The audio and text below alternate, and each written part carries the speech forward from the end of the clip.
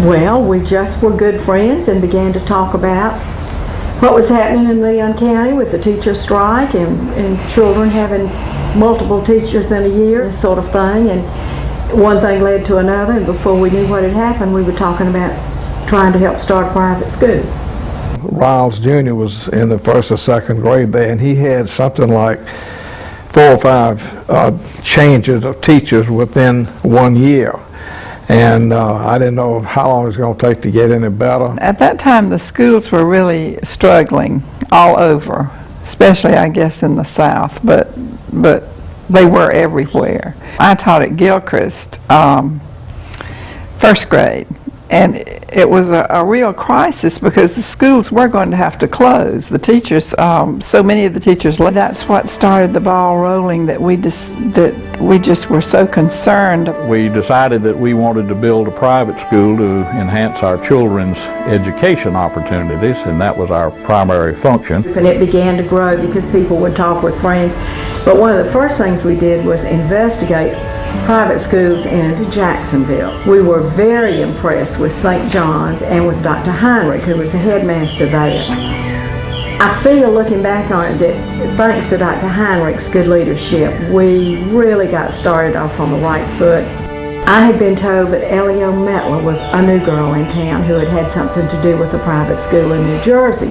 There was so much guidance given by my mother just because she knew how things were done.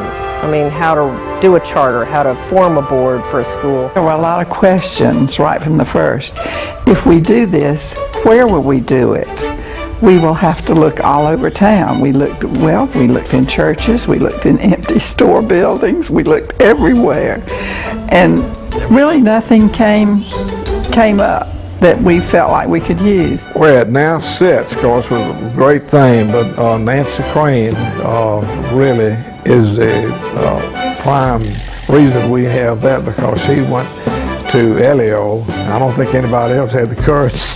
Just suggested. And she said, well, let me talk to John. And sure enough, in a day or two, she came back and said, we'll give you 5 acres. We were thinking that would be a lovely place to have a school, even though we felt at that time it was far out of town. And no such thing as Cologne Country Club of that area at all.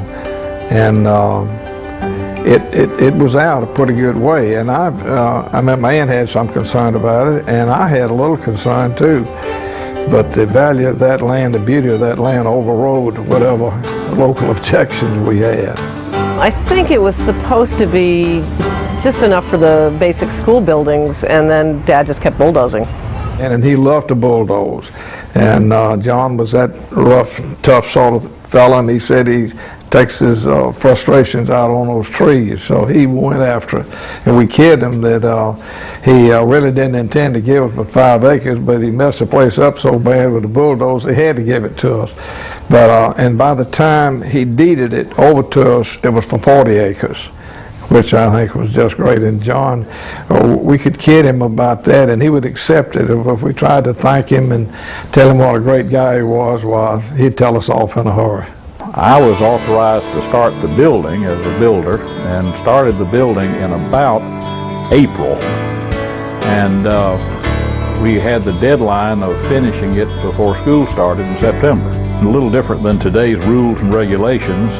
We were able to start without going through a lengthy permitting process. And so today, however, the comment I made is that to have done it in the manner we did back then, that you'd be interviewing me in the jail, because I think that's where they probably would have put us.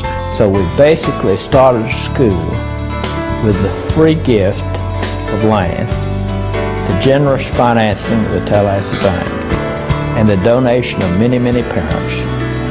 We started it with nothing, and it basically has grown to the institution it is today. Capital City Day School was the original group, for lack of a better name, and then after the Mettlers became involved, we came up with the idea of naming it in memory of John Mettler's cousin, Alfred B. Maclay Jr. It was not important to my family to have our name involved in any way. And Dad wanted it named after Alfred Maclay Jr., who died in the 50s He was a good father and a family man, loved the Maclays, spent many winters down here in Tallahassee, and this property was originally part of their family properties. Ms. Maclay, before she would allow it to be named after her son, insisted that we talk with 3 of her friends in Tallahassee, Charles Osley, Mr. Frank Moore, and Mrs. Phipps, Cliffy Phipps, and they all gave us good recommendations. We promised that the school would live up to the good name of Alfred B. Maclay Jr., and I think it really has.